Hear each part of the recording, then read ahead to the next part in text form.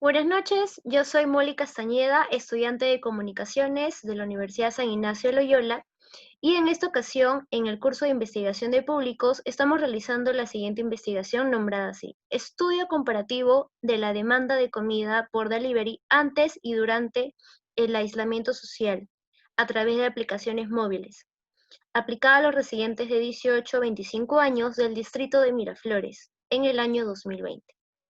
Con fines académicos procederemos a hacer la siguiente entrevista. Alex Olivares, bienvenido. ¿Cómo estás? ¿Cómo estás, Molly? ¿Qué Gracias tal? por la invitación. Bueno, como lo mencionaste, ¿no? Mi nombre es Alex Olivares, soy economista, me dedico a hacer estudios de mercado, justamente hago temas de consultoría más o menos desde el 2011, eh, y nada, encantado de poder ayudarte, y claro, con todo esto de la pandemia han cambiado varias cosas, ¿no? Así que a tu servicio. Muchas gracias, Alex, y bienvenido. Ok, vamos con la pregunta número uno. ¿Considera que ha variado la frecuencia del uso de las apps de delivery? Yo creo que sí. O sea, básicamente el tema de la reactivación eh, económica que se está dando en el país, el paquete de reactivación que ha propuesto el Estado, de alguna u otra manera promueve mucho el tema de que los negocios se vayan configurando de alguna u otra manera. Y la mejor forma de configurarse y reactivar ha sido a través justamente del delivery, para marcar este tema del distanciamiento social. Entonces, si bien hay varios negocios que de por sí ya tenían esta estructura implementada en su estructura de negocio como tal, eh, se ha reforzado y se ha incrementado en varios de ellos esta misma modalidad, e incluso otros han tenido que adaptarse y se comienzan a mover hacia este tipo de tendencia, ¿no? Claro. ¿Cree usted que el incremento del uso del delivery podrá retomar la antigua economía de los negocios antes de la coyuntura, antes del COVID? En realidad, la coyuntura, la dinámica de la economía no solamente se basa en el tema de llegar al producto, al consumidor final. Entonces, en realidad, la cadena de producción y la cadena de valor que se da en cada estación eh, pasa por diversas etapas, y eso hace que no todas la cadena de producción o toda la cadena de valor como tal sea aplicable al uso de delivery. Obviamente los productos de consumo masivo, los productos quizás agrícolas, por último, de mercado, los productos que podamos encontrar en tiendas, donde sea acceso directamente al cliente final, pues sí va a ser más sencillo el uso de este tipo de herramientas. Pero hay otros negocios intermedios que no aplican como tal para el uso del delivery de manera facta, ¿no? Entonces, es muy difícil que la dinámica como tal de la economía se mueva por completo y se retome a lo que se ha estado generando. Por ponerte un ejemplo, en el caso de la agricultura, las empresas agrícolas estaban produciendo más o menos, al comienzo de la pandemia estaban produciendo al 30% de su cadena productiva, ¿no? O sea, más o menos su capacidad productiva. Más o menos en estas últimas semanas han estado produciendo alrededor del 50 o 70% de su capacidad productiva. Tienen stock acumulado, y de aún así ellos mismos ven que hay cosas intermedias, como por ejemplo el pedir insumos y todo lo demás, que todavía no se ha reactivado y que le es difícil, ¿no? Entonces, por ejemplo, la cadena agrícola hoy en día representa un gran porcentaje del PBI de la economía, y todavía se encuentra ahí, en una fase que está cubriéndose recién el 30-50% de su capacidad total. Y eso estamos hablando de las grandes exportadoras, como por ejemplo Virú, como por ejemplo Damper y otras más, ¿no? Entonces, la cadena como tal de valor y la dinámica de la economía va a cambiar muchísimo, ¿sí? Hacia el tema de delivery en particular, va a ayudar mucho para el tema del cliente final, al tema de lo que es la entrega del producto y todo lo demás, pero la dinámica económica como tal y la cadena de valor, es bien difícil que pueda cubrirlo este tipo este tipo de mensajería como tal, ¿no? Va a ayudar, sí, a muchas empresas, incluso en el tema intermedio de valor también les puede ayudar, pero no es suficiente, no va a ser suficiente como tal para, para ver el tema de la reactivación y pueda ser un sustituto perfecto para reactivar toda la productividad que se ha venido suscitando, ¿no? Claro, sí, tienes razón, la verdad. Eh, estima que antes de la demanda actual de pedidos de comida, puede incrementar nuevas aplicaciones que brinden el servicio.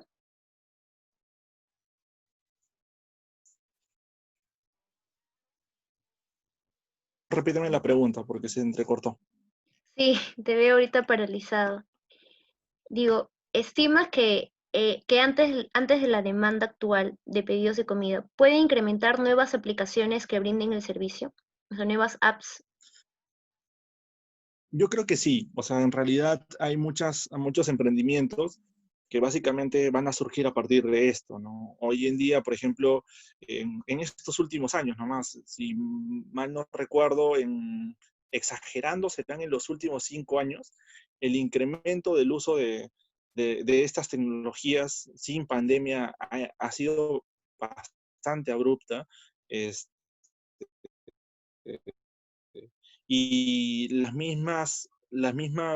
pasado de entrega de productos especializados, como por ejemplo, no sé, Ripley, que tenga su propia cadena de delivery, a una más abierta, como por ejemplo comenzó a abrirse la de Globo, comenzó a abrirse la de Rappi, comenzó a abrirse la de Uber Eats, que básicamente al comienzo fueron un poco de comida, pero luego ya se fueron ligando hacia otras cosas, ¿no? Por ejemplo, compras de mercado, con entrega de documentos, entrega de objetos, ya se abrieron hacia multiproducto y básicamente eso creo que ha generado un nuevo nicho de mercado para algunos emprendedores que pueden tener la capacidad de comenzar a generar estos aplicativos y utilizar a las personas que tengan algún tipo de vehículo como para que puedan moverse y trasladarse, ¿no? O sea, no es necesario que tengas una moto como para poder entregar algo, basta que tengas incluso hasta una bicicleta, la adaptas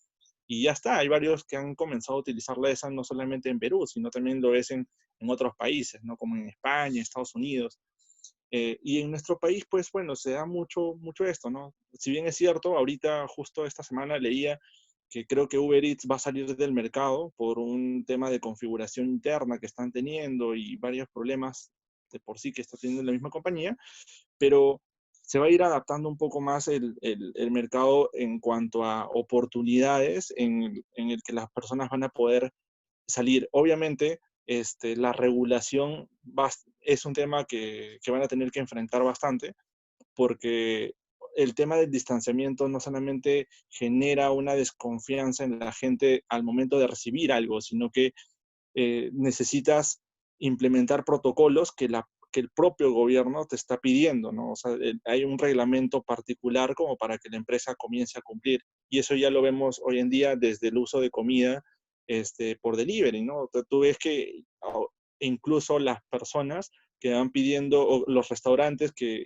ya han abierto, agarran y son capaces hasta de grabar lo que se está preparando. Tienes el nombre del cocinero ya ahí mismo en tu propio pedido y cuando vas recibiendo la mercadería, cuando vas recibiendo tu producto, ya tienes todo esto. Entonces la configuración que vas teniendo, los negocios que van surgiendo, de alguna u otra manera, creo que pueden encontrar en este tipo de servicios una nueva configuración también para su propio esquema de costos, ¿no? Cuando una persona decide agarrar y ponte, no tiene dentro de su esquema un delivery, como muchos negocios en el país en particular. Entonces, tienes dos opciones. O lo haces tú mismo y comienzas a comprar toda tu flota de 5 o 6 motorizados, ya sea a través de motos o no motorizados a través de bicicletas, y comienzas a contratar gente para que comience a entregar lo que tú produces, o la otra es lo tercerizas. Entonces, básicamente el servicio de tercerización en este aspecto ayuda muchísimo. Entonces, ese servicio de tercerización creo que es lo que básicamente va a dar oportunidad a que muchos negocios salgan a flote, ¿no? Entonces, es cuestión de que yo creo que se va a comenzar a dar un nuevo impulso y pues hay una nueva oportunidad por ahí. Claro, entonces, ¿tú crees que el incremento de negocios como las apps delivery, o sea, vamos a suponer, vamos a enfocarnos solamente exclusivamente en las apps, no en los restaurantes o quizás que algunos hayan adaptado a esto, sino como tú dices, ¿no? La terciarización. ¿Tú crees que son totalmente favorables para la economía del país?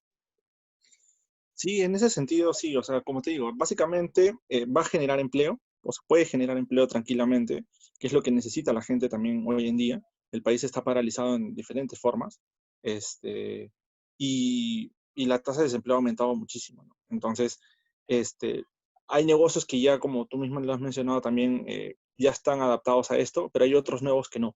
Y esos nuevos necesitan de este tipo de startups o de este tipo de emprendimientos como para poder impulsar sus ventas como tal, ¿no? Claro. ¿Tú crees que que podrán los negocios de comida obtener más ganancias gracias a las apps como antes la tenían? Porque incluso la gente también tiene miedo quizá de comprar o pedir delivery con miedo del que se contagien, más que nada. ¿Tú crees que gracias a estas apps los negocios van a obtener más ganancias como antes o van a disminuir? Yo creo que depende mucho de la estructura del negocio. Yo creo que básicamente eso es un tema de cómo manejen la parte interna de tanto del producto como también de la parte financiera misma, ¿no? Porque si bien es cierto, de por sí una primera aproximación o una primera respuesta rápida es decirte, oye, sí, realmente este tipo de cosas te va a ayudar muchísimo y mira, vas a ahorrar muchísimo o de por sí le vas a dar mucha más movilidad a tu producto, va a haber más rotación, vas a poder hacer más entregas, vas a poder mover tu empresa como tal. Pero está bien, esa es una parte. La otra es la implementación de medidas sanitarias que tiene un costo aparte. Y la otra es que si tú tienes la capacidad como para poder este, tener gente y contratar gente para hacer delivery o no. Si no la tienes, vas a tener que buscarte la manera. Y básicamente, como te digo, es quizás implementar una app o la otra es básicamente tercerizarlo. Y si hay una oferta adecuada, entonces vas a poder ahorrar mucho y de alguna otra manera va a poder, tu esquema de costos no va a ser tan bruto, ¿no? O sea, o no va a ser tan grande que puedas trasladarle esos costos a tu consumidor final y tu consumidor final va a estar dispuesto a seguir pagándote quizás lo mismo que antes te pagaba, entonces no lo vas a exigir tanto, porque si no, pues ponte, hay algunos negocios que obviamente por querer abrir y por querer implementarlo dicen, ok, genial, yo hago todo esto, pero mis costos los voy a trasladar a mi cliente. Y obviamente el cliente a veces por un primer intento, pum, lo paga y ya está. Pero ese es un primer intento. Pero el negocio no se vive de solamente un intento. Necesita una cartera continua de clientes que vaya rotando. Entonces, eso demanda de que sepas controlar un poco ese esquema de costos que tienes y lo vayas reduciendo al mínimo conforme va pasando el tiempo, ¿no? Esta pandemia de por sí algunos especialistas mencionan que da para no solamente este año, sino el próximo año, e incluso varios negocios en diferentes industrias están trabajando con esa mira, de comenzar a patearlo, ¿no? Antes se hablaba que era hasta diciembre, otros ahora ya tienen proyecciones hasta julio del próximo año, entonces obviamente tienes margen de tiempo como para generar emprendimientos y de alguna otra manera me imagino que en los próximos meses, si no es en los próximos días, o semanas, ya vamos a comenzar a ver otro tipo de dinámica y sobre todo más ligada a esto, ¿no? Al tema de las entregas y los negocios van a tener que comenzar a reconfigurarse. Hay un ahorro de por sí porque el costo del local no es lo mismo, o sea, vas a disminuir algún personal de atención que antes utilizabas, pero también vas a tener que implementar otro tipo de cosas, ¿no? O sea, ahorras por un lado, pero también gastas, incluso te diría, gastas más por otro, por las políticas de salubridad y también de incluso la persona misma que vas a contratar, porque ponte, no es fácil solamente decir, ya, contrato a un tercero, sino también es elegir cuáles son las condiciones que te da. Por ejemplo, realmente está agarrando y está implementando condiciones de salubridad buenas, porque obviamente, imagínate que tú tienes tu producto y lo tratas adecuadamente, no lo limpias adecuadamente, ya, pero contratas el service y el service hace lo que sea, mezcla dos, tres productos, y por ahí contamina, entonces es como que daña tu marca, ¿no? Entonces eso también es un poco pesado, también por ahí el tema puede ser no tan sencillo como decir, oye, ya, perfecto, sí, aumenta la dinámica, no, o sea, salvo tomando ciertas excepciones, una primera respuesta es decirte que sí, pero yo te diría que básicamente depende mucho de cómo controle las personas y sobre todo las empresas su esquema de costos y cómo controlen un poco todo este tema de las medidas adicionales que tienen que tomar, ¿no? Claro. No, sí, la verdad, sí, tienes muchísima razón. Va a depender también muchísimo de las medidas que tomen. Y bueno, ¿qué ventajas trae consigo una buena atención al cliente? En este caso, más que nada con el servicio que tienen los restaurantes o negocios que tengan sus apps delivery, que tengan su servicio delivery.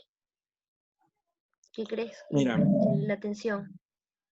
para ponértelo de esta manera, una persona o un negocio no sobrevive solamente porque tengas una sola venta en el sentido de que le vendas a una sola persona una sola vez.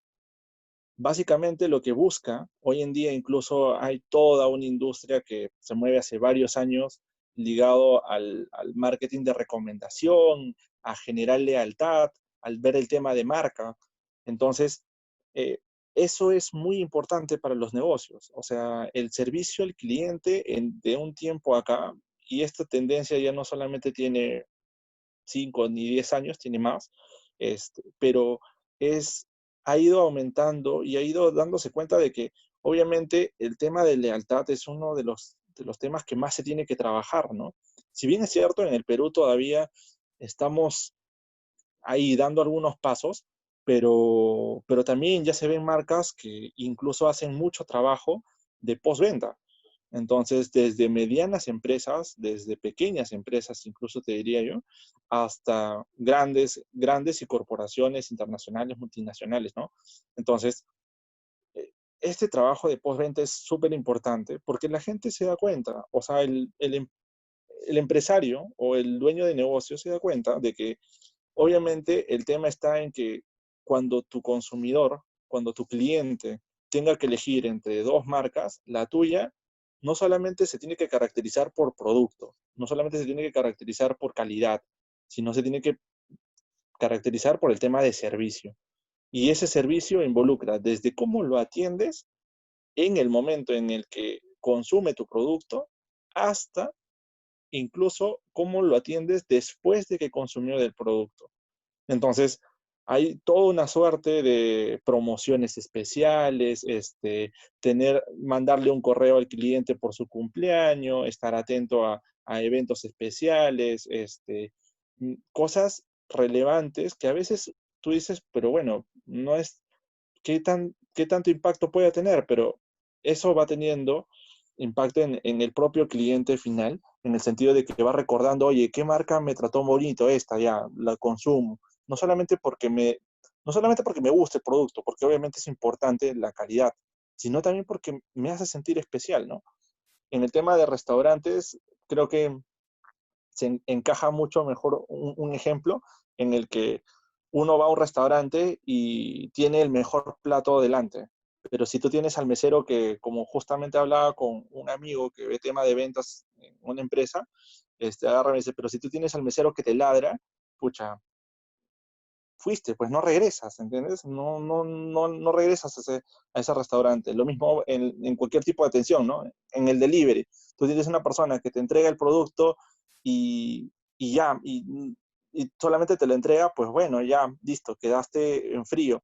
pero ponte, también las marcas tienen que adaptar el servicio postventa en el sentido de, ok, llega mi producto, y si mi producto llega errado, no llega en los estándares que me habían ofrecido, ni siquiera que yo había pensado, sobre todo en lo que me habían ofrecido, entonces la capacidad de respuesta que tiene que tener la empresa tiene que ser tal que, que lo haga sentir cómodo al cliente. Entonces es como que yo se lo repongo, señor, en un máximo de 24 horas. Genial, pum.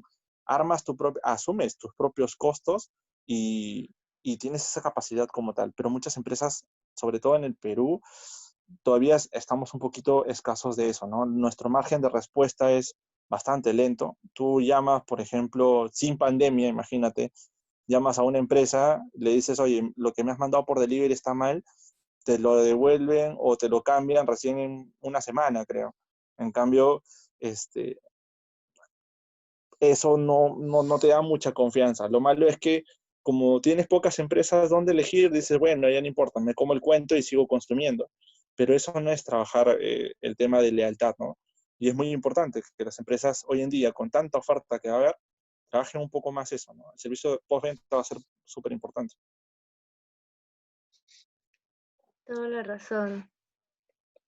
Y volviendo a lo del delivery, ¿crees que con el capital que se gane por los pedidos a delivery se puedan mantener los estándares de calidad en un restaurante? Al final, eh, los márgenes de ganancia dependen mucho de si el cliente final está dispuesto a asumir el costo del incremento, del incremento que se va a dar. Hay muchos negocios que sí han podido, que se están sobreviviendo, que se están adaptando a eso y muchos consumidores que también están diciendo, ok, no hay problema, pago el extra, no tengo ningún problema, ¿no? Pero hay otros que son un poco más complicados, ¿no?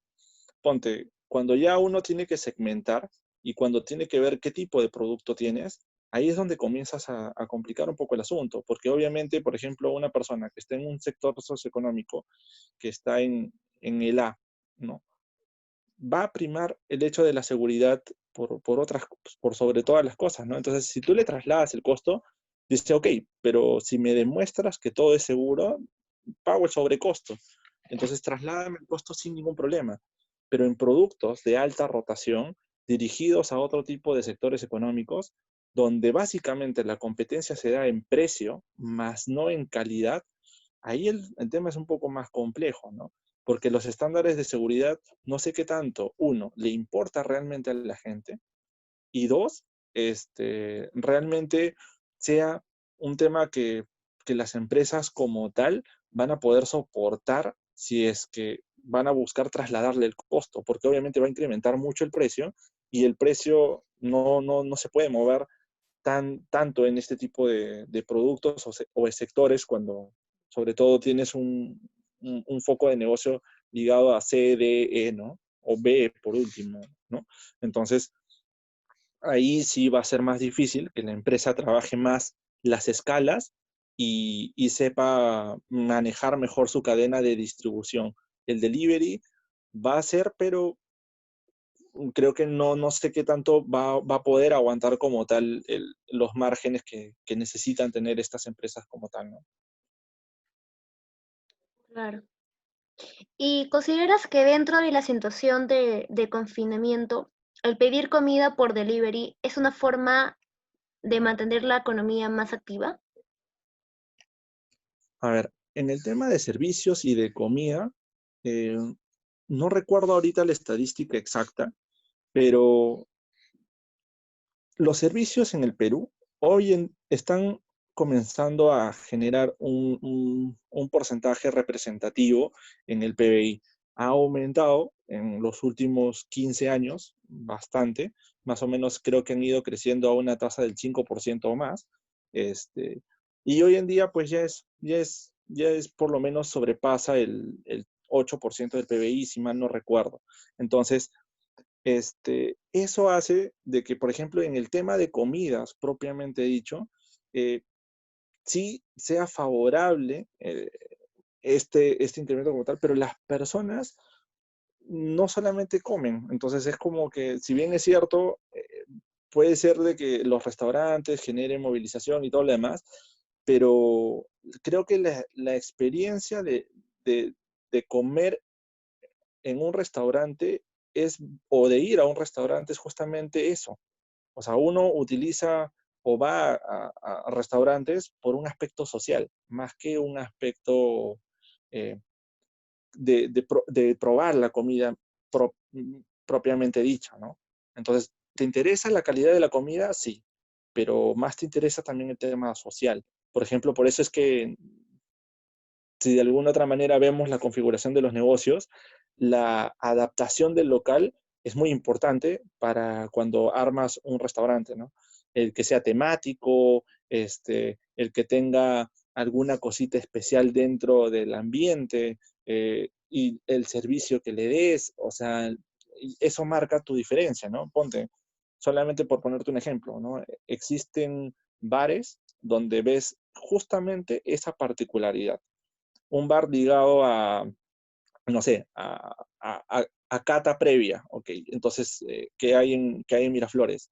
Entonces tú dices, ok, entras y tienes la posibilidad de ir probando algunos tragos previos. De café, cafeterías, hay cafés que puedes probar hechos al momento. Tienes algunos que te muestran la historia del café, tienes otros que agarran y simplemente tienen una suerte de postres adicionales que hacen exquisito pasar una tarde ahí. Y eso es el propósito, sobre todo de lo que son comidas, ¿no? La experiencia que te da. La experiencia del producto es importante, pero más la experiencia del servicio en particular. Entonces ahí creo que la configuración, no sé qué tanto realmente se va a poder adaptar por completo el tema de que va a aumentar el uso de comida, de comida, ¿no? No creo tanto. Obviamente hay mucha gente que está cansada de cocinar, sí, pero se abrió la posibilidad de pedir pollo a la brasa y toda la gente corrió, pero ya, o sea, ya pasó el sacudón, ¿no? Eso es rápido, es cíclico, es un primer impulso, pero obviamente luego ya retomas, ha incrementado, sí, yo creo que debe haber incrementado un poco, pero ya no va a ser el mismo golpe, ¿no? O sea, obviamente no va a ser lo mismo. Claro. Y bueno, actualmente, en plena crisis financiera por la que está pasando el país, ¿tú crees que los negocios deberían hacer futuros planes para poder prevenir ser muy afectados a futuro? A ver, de todas maneras, siempre los negocios tienen que prevenir cosas, ¿no? Pero prevenir crisis es lo más difícil. Entonces, en realidad, excepto que seas una empresa, pues, como un banco o una empresa ligada al sector financiero, en el que tienes una política de riesgos eh, ligada a este tipo de cosas en particular, pues ya, o sea, puedes ir tomando algunas previsiones ligadas a este tipo de riesgo de crisis, ¿no? Que son mínimas, que manejan las probabilidades mínimas, pero de todas maneras las vas cubriendo. Pero en un negocio común y corriente, no, ese tipo de factores de riesgos no los consideras. Vas tomando perspectivas y vas tomando proyecciones de negocio, de cómo va a ir tu negocio, sí, pero las crisis uno no las anticipa tan rápido, o a veces no las quieres anticipar tan rápido, no las asumes en tu negocio. Dices, total, eso no me va a afectar. Es lo mismo que sucedió con el coronavirus, ¿no? Esta crisis se sabía desde diciembre. Entonces, mucha gente dijo, a mí, acá, ¿qué va a pasar? No pasa nada. Estábamos en marzo y la gente seguía diciendo lo mismo, hasta que ya vino todo el sacudón y obviamente ahí sí, oye, ok, no, ya no aguantamos, ya no da. Entonces, la dinámica cambia, ¿no? Entonces, las empresas en particular son poco reactivas en tema de tomar una previsión como tal. Funcionan más a la palabra esta, ¿no? O sea, son básicamente a la urgencia que puedan tener en cuanto a considerar una crisis como tal. Van a tener que adaptarse, quizás al comienzo, te diría yo que por unos meses o por unos pequeños, unos cuantos años, un par de años, a lo mucho quizás vayas tomando unas previsiones, pero no creo no creo que sea que reconfiguren su modelo de negocio como para poder tener ese respaldo que se necesita. Ahora, eso es uno, por un lado, ¿no? Por el otro lado, también está el tema de que financieramente, cuando vas estructurando tu negocio, de alguna u otra manera, lo único que puedes hacer cuando te viene de por sí una crisis es comenzar a ver el tema de reducción de costos, ¿no? Porque tus ventas caen un montón, entonces, ¿cómo sobrevive tu negocio? Propiamente con ventas. Entonces, si no tienes ese motor principal, tú de manera interna, ¿qué puedes hacer? Comenzar a ajustar costos, porque si no ajustas costos, tu estructura va a operar en pérdidas y obviamente una empresa operando en pérdidas no es sostenible. Puedes aguantar uno, dos, un trimestre, máximo un semestre, pero aguantar años de pérdidas es complicado. Ninguna empresa sobrevive así nomás, ¿no? Hemos visto incluso ahora, ¿no? Grandes corporaciones quebrando, ¿no? TACA, perdóname, ahorita última la de eh, las aerolíneas, ¿no? Entonces, ya te das cuenta de cómo se mueve el negocio de por sí, ¿no? Entonces, por eso es que últimamente la tasa de desempleo pues, se disparó. Y obviamente en el Perú también hay que tener en cuenta otra cosa, ¿no? Que las estadísticas de empleo no son reales, porque básicamente las estadísticas de empleo señalan mucho el empleo formal. Entonces, cuando uno hace previsiones o cuando uno ve la televisión y obviamente sale un economista hablando sobre el tema de la PEA, la población económicamente activa, la población empleada y desempleada, siempre tienes que escuchar ese término que dice el tema de no tomando en cuenta la informalidad. ¿Y por qué todos dicen eso? Porque obviamente es la mejor manera de explicar a la gente, pero a la vez de sacar el cuerpo rápido para no darte cuenta de que no te vas a estrellar, ¿no? En el sentido de que la informalidad en el Perú es muy alta. Entonces, hace varios años mantenemos un nivel de informalidad que está por encima del 50% de la PEA. Entonces, ese tipo de estadísticas no te permite tomar una previsión y una política económica adecuada. Entonces, obviamente, ¿qué pasa si al final toda la gente lo que decide es básicamente hacer trabajo informal?